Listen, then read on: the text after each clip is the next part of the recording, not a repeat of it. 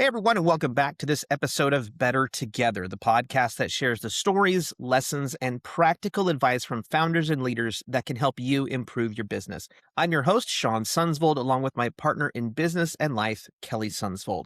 Today's guest is Scott Raven. Scott is the founder of Corvus Solutions, a fractional COO firm helping small business owners build companies that can grow, scale, and compete, all without the founder becoming the bottleneck. After navigating the challenges of owning and exiting a franchise business during COVID, Scott turned those hard-earned lessons into a mission, helping founders create operational systems that actually support growth instead of holding it back. He's also the host of the Corvus Effect podcast, where he shares real conversations around leadership, operations, entrepreneurship, and what it really takes to build a business that works without consuming your entire life. This is going to be a great conversation for anyone who feels like they're stuck in the weeds and ready to take their business to the next level. So, Scott, thank you for being here. Welcome to the show. Thank you, Sean and Kelly. Appreciate you having me on. Yeah. And again, when we first talked, I loved just kind of where you were coming from and the stories you had. So I'm excited to share some of those lessons along the way here. But for people who maybe are first hearing about Corvus Solutions, what exactly do you do to help business owners? What problem are you solving for them? I would presume there's a good number of owners out there that if I ask them, is your business founder dependent? Does it rely too much on you? That they're sheepishly going to put their hand up and say, yes, that's my business. And my goal in life is to come in and make your business more founder optional so that you can go after the dreams that you want, whether it is the growth of your business that you always wanted, whether it's to position it as an acquisition target for sale, whether it's so that it's a better part of the life and lifestyle that you meant for having a business and the freedom that comes in with. I come in and I will take a look at what are the biggest challenges that you have and how do we build or rebuild those internal business systems in your company, inclusive of your people, your processes, and your enablers to get you what you want. Thank you. It's a great Yeah, explanation of it. that's awesome. I know it's very much needed in so many businesses right now. You talk a lot about founders becoming bottlenecks in their own business, which we've seen as we've worked in businesses, we've seen in our own business from time to time. What does that actually look like day to day where a founder is actually bottlenecking? Well, they take a look at their email in the morning and they've got 7 red letter emails from their staff. And they're looking at all 7 and saying, didn't I hire you to make this decision? Why am I having to make this decision? Or that they are at their son or daughter's event and all of a sudden the phone goes off and they have to step outside because there's something urgent that they have to deal with. Or potentially that they've gone to the business broker because they're like, hey, I'm thinking about, getting us in position to be sold. And the number that comes back is not even half of what that they thought they would get because they're too tied to their business and that business is not a distinct sellable asset. Those are a couple examples of what this could look like. Yeah. Yeah. And that's always I think that's always a gut punch, right? For a lot of business owners, right? Mhm. They think they've built something great, right? They love their Mhm. business. And all of a sudden they've had a really hard lesson in having those blinders removed and realizing, oh, this isn't as valuable as maybe I thought it was. Yes. Walk us through that a little bit when you're kind of bringing somebody through that process of opening their eyes, and what does that look like for them? Well, and honestly, the first thing that they have to do is they have to get a little bit vulnerable. And a lot of times, business owners do not like to express the frustrations or fears or imposter syndrome that each and every one of us goes through every single day. We have to look like we have it all together, for lack of a better term, right? When we all know that that's crap. Nobody has it together 100%, right? Two biggest things that have to come out of that conversation. Number one, an honest address of the things that are challenging with the way that their business is operating and an understanding of what is the root causes that are having that occur.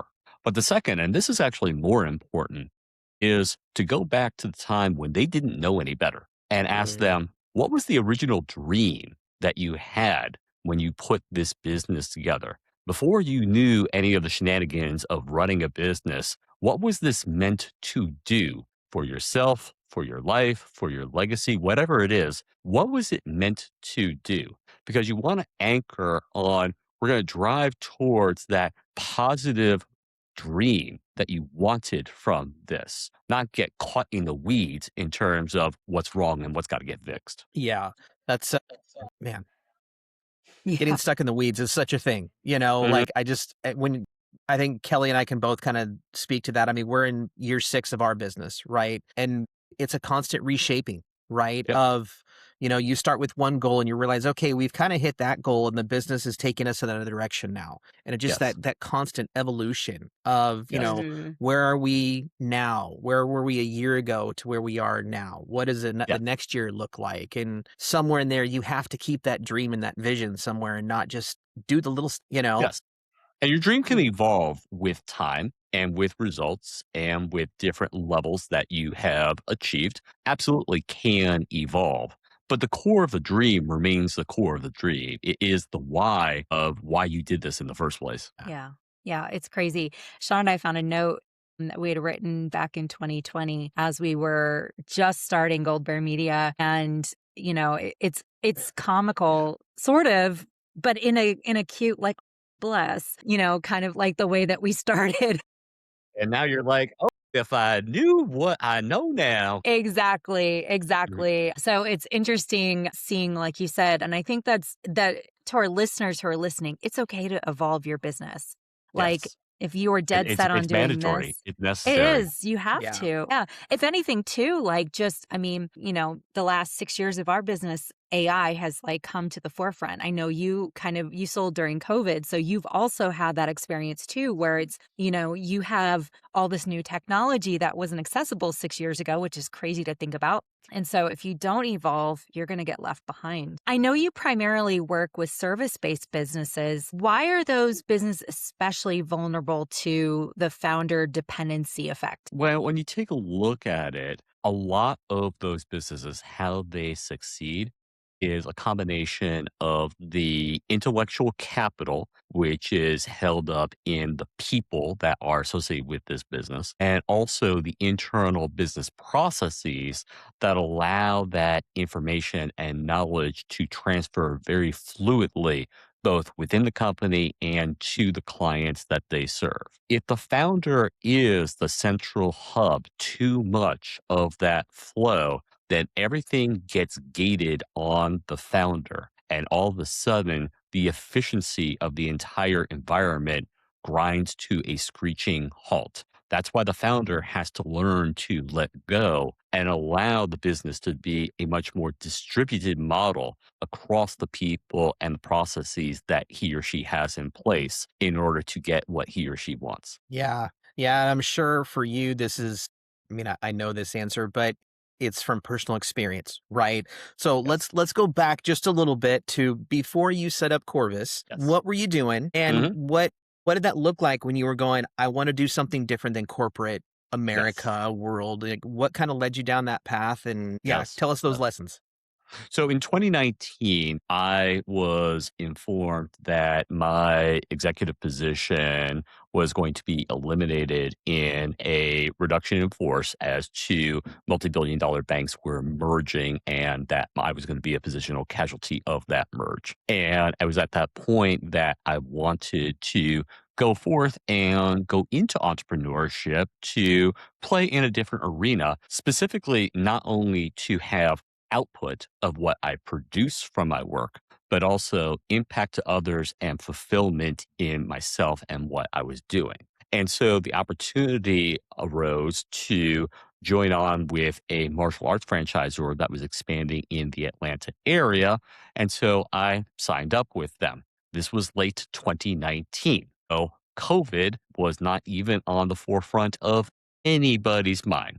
But sure enough, here was COVID, and there were a number of other things along the way in terms of extenuating circumstances. But I don't take my 3 years and say that there weren't things that I didn't know and that I didn't learn about myself. The biggest single one was when I expanded from one operating location to two. I forgot that I couldn't clone myself. Mhm. And because I was distributed between two different locations, I quickly became the bottleneck of my entire operation. You. It wasn't until the post-mortem, after I had exited and after I had some time to really do some deep reflection in terms of what were the lessons that I was supposed to learn here. Because as I said, I had a very successful corporate career. I wasn't used to going through this type of post-mortem.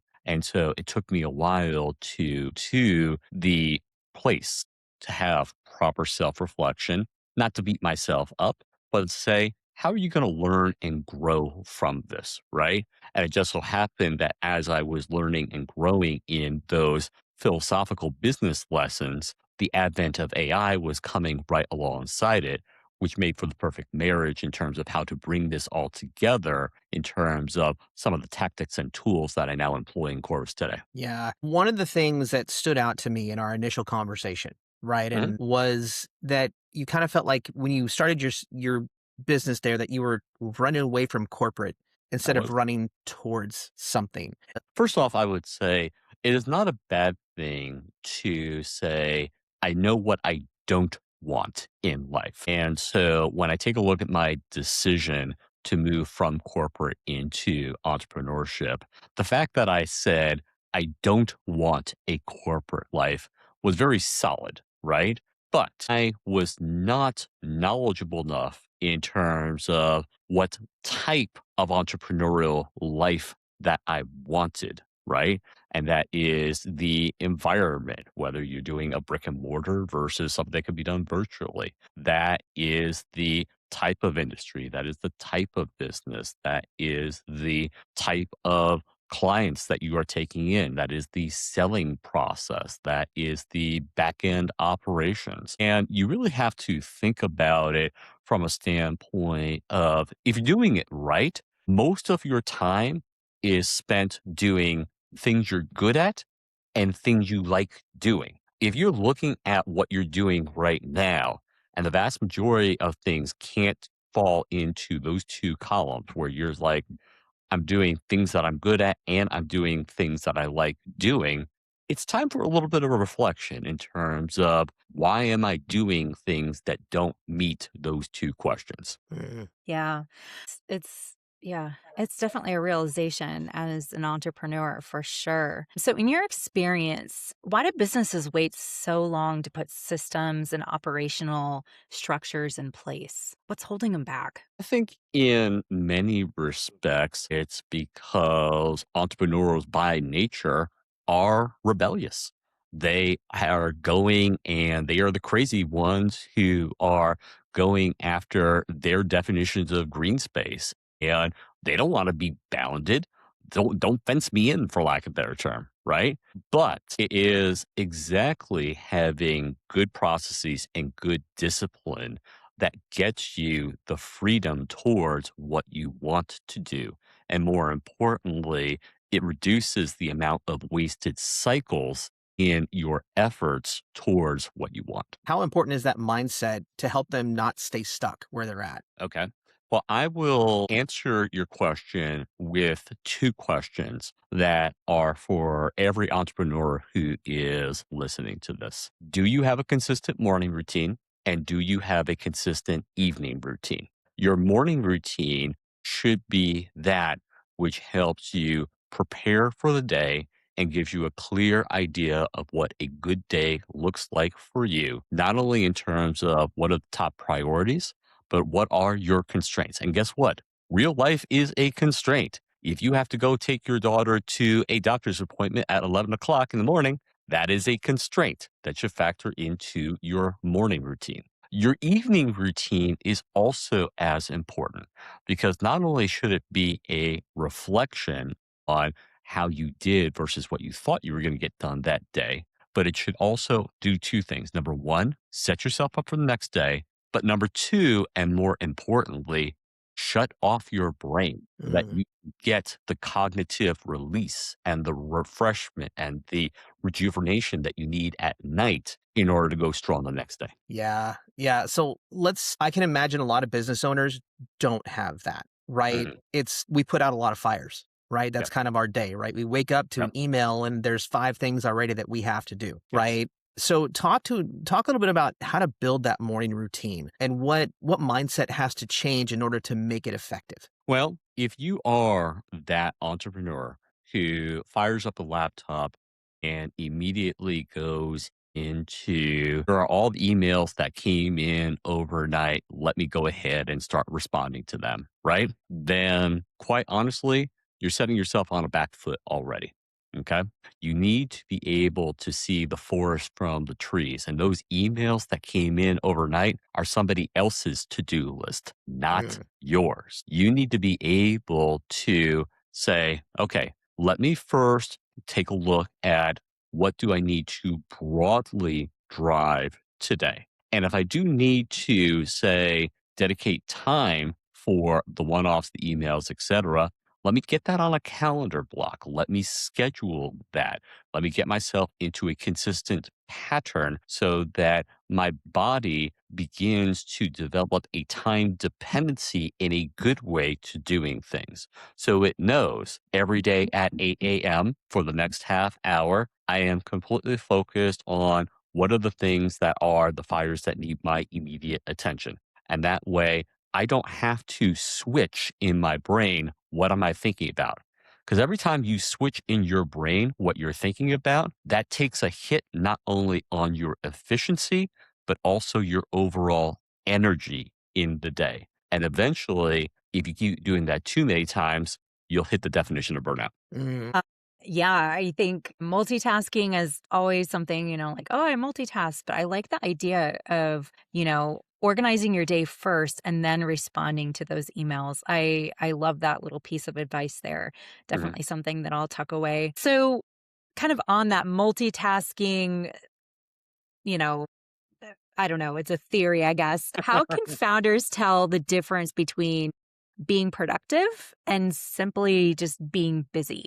So, first off, 9 out of 100 people cannot effectively multitask. So, guess what?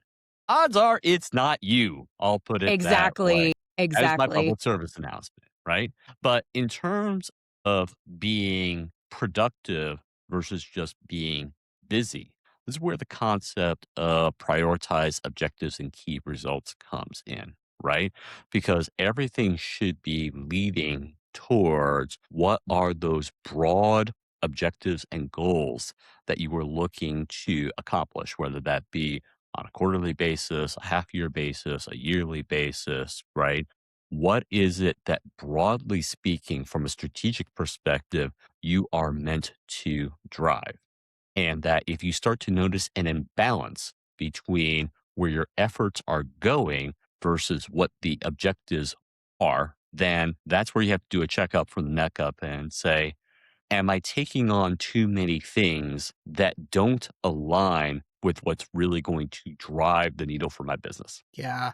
Yeah, I think as business leaders, we have what I like to call SOS, shiny object syndrome, Right, right? Where it's like, oh, there's the new thing we should try. And then you do it for right, 3 months and then it's like the next thing, right? And you do that right, for maybe 2 or 3 months and it's the next thing, right? right. Like not only does that not help your consistency for your business, right? It as you mentioned, it kind of keeps you shifting from focus to focus to focus to focus and never really kind of picking that direction to really Mhm. put time into. So how as business leaders do you, and especially in coaching people, how do you sort of help them get away from the shiny object syndrome and ideas for their, in growth? Well, one of the biggest things that you can do is to make it as a reward for a week well done.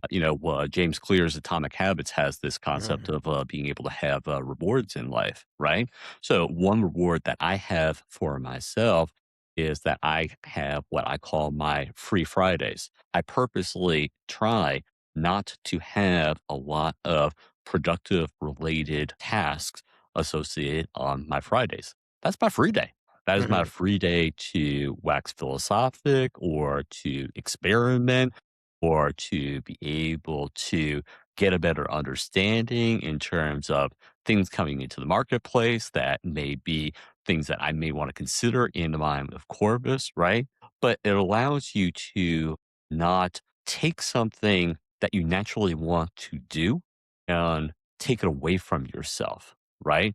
It's like, if you go to, if you're eating, if you're on a diet, right? And you're trying to be good, but you're purposely saying, I will never have desserts. I will never have desserts. That willpower works for a bit, but unless you're really good, you're going to start to cave because you are punishing yourself and your mind is going to say, why am I punishing myself? Versus a different philosophy saying, I will allow you to have that piece of cake every Friday night as a reward for sticking with the plan. Yeah, I like that. Yeah, I think Mindset it's is everything. So, if someone is trying to scale their business without sacrificing, their health, their relationships, sleep, Mhm. sanity, Yes. what advice All, would you all, give all the them? things. Yes. All the things. Yeah. Yeah. What advice would you give them? So, first things first, right?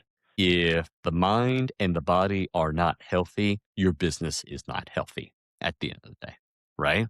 Second, if you are building a successful business, but you are sacrificing those who are most important to you in real life, and I would suggest that the priorities might be a little bit inversed at the end of the day, right? Because nobody's tombstone says he worked hard. mm, It's all about who cared about you at the end of the day. Now, part of that is going to be the people that you positively impact through your business and the fulfillment you gain from that impact. So don't get me wrong, your business success is a very critical component of that, but it's not the entire component of that. And you need to take care of yourself and those closest to you as well. yeah.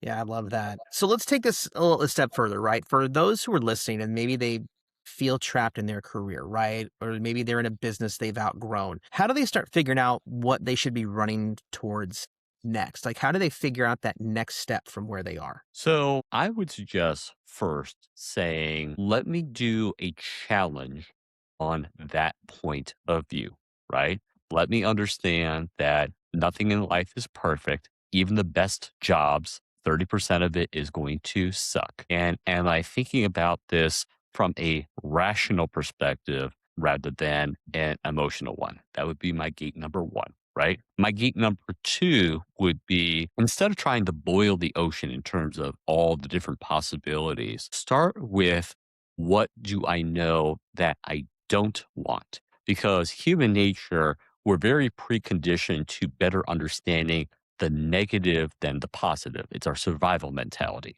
right? So it's much more easy for you to say, here's what I know I don't want and be able to have a smaller universe to play with versus saying, what do I do want from a wide universe, right? After that, after you have that in place, then brainstorm and prioritize about 3 or 4 different directions that you think you might want to go. And this is the trick. Don't leap before you look, or in this Mm, case, don't leap before you talk to people. So those could be people in your inner circle. Those could be people who are already in industry in those positions. Get a good grounded understanding of what that would mean before you go committing to something. And then the final part of it is always make your initial commitments as small as possible, expecting that they're not going to be perfect. Don't try to scale your commitment too quickly. Learn at the outset through small incremental steps. yeah, it's that concept of like bite sizing your approach, right? That's Of, right. where I think we've all done it, right? I think as business leaders, we love to just jump, right? Like, Yep. oh, we have an idea, let's go, Yep. right? And talk a little bit about why the idea of bite sizing is so important, not just from the short term, but from the long term. hmm Well, let's look at it this way, right? Let's say that you are at standing and looking at a broad landscape and the horizon is out there. and you know somewhere along the horizon is exactly where you want to be. You don't know exactly, but you have an idea, right? Well, here's the thing. When you take that first step, if you continue in that direction without adjusting course in terms of where you're going, the more that you are off on your first guess, the further off you will be as you continue to Mm. walk, right? So, allowing yourself to refine your path incrementally at the start so you get it tighter and tighter at the jump. And that way, you don't have so much zigzagging. You're learning as you go at the outset so that your path is much more straight towards where you want it to go. That's the reason why bite sized chunks are so good at the beginning. Yeah, that makes total sense. So, kind of wrapping up, if listeners walk away from this conversation remembering one thing, what do you hope that is? The one thing I always tell not only myself, but people that I have the privilege of working with is you have to compete for the life and the lifestyle that you want. Nobody's going to give it to you, right? You have to compete for it. But competing is different than working hard. And there is a very good video vignette from the Duke women's basketball coach, Kara Lawson, where she described this concept of hard work versus competing. To paraphrase, hard work would be if you ran from one end of the gym to the other and back, and you just did that a whole bunch of times. Competing is that same exercise, but there are three other players next to you, and you're all trying to do it simultaneously. You have natural energy to move faster because you want to be better than the environment around you. The number Mhm. one thing that I always ask myself and others is, are you competing for the life and lifestyle that you want? That not only means working hard, but also doing so in a manner that you're pushing yourself beyond the environment that you're in. So, in a lot of respects, you've got to kiss a lot of frogs to find your princes in life, right? And this is where having understanding that you're going to go through and you're going to find a bunch of people and not everybody's going to be a fit, but then you hit one and then that one finds you another one and that one finds you another one.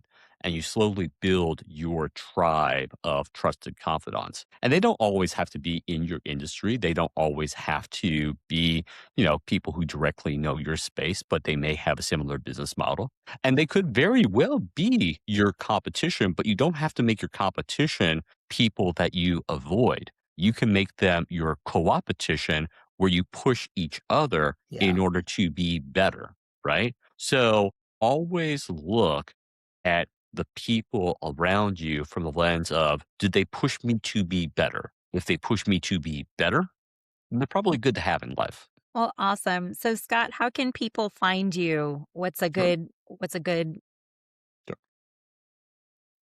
Yep, yep. So I'm on LinkedIn, but just find Scott Raven. My website is corvussolutions.co. That's COR, V as in Victor, US, solutions.co. And while you're there, I encourage you to take the free vacation test assessment. It's a short little 10 question uh, quiz that basically says, if you were to go away, what would happen to your business? And help give you an idea in terms of where are the areas that your business may be too dependent on you. And as a awesome? founder, such a big, such a big thing too. So, well, Hmm. awesome. Scott, thank you so much for being a guest today. Great insights that you've got and loved your story of just kind of building your own thing, and I think it gives encouragement to others out there who are trying to do the same thing. So, thank you very much for your insight today. It's my pleasure, Sean and Kelly. Thank you so much.